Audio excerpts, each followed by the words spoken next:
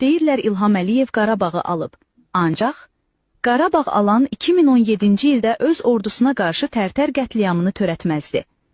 Qarabağ alan 6 milyon vətəndaşı öz ölkəsindən didərgin salmazdı. Qarabağ alan xalqın 600 milyard pulunu oğurlayıb xaricə çıxartmazdı. Qarabağ alan Qarabağı ermənilərə verən atasını xalqa ulu öndər kimi sırmazdı. Qarabağ alan döyüşə Nəcməddin Sadıqov, Zakir Həsənovla getməzdi.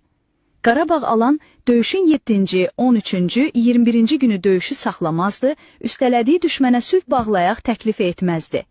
Qarabağı alan efirdən çağırışa cəmi 150 nəfər gəlib deməzdi, başqası bunu desə vətən xaini çıxarardılar. Qarabağı alan son 20 ildə orduya ayrılmış milyardları mənimsəməzdi. Qarabağı alan uşaq pulu verərdi ki, əskər aparmağa insan olsun. Qarabağı alan ölkənin təhsil səhiyyə sistemini çöktürməzdi. Qarabağı alanın 100 qazisi özünü yandırmazdı. Qarabağı alanın qazisi acından ölməzdi.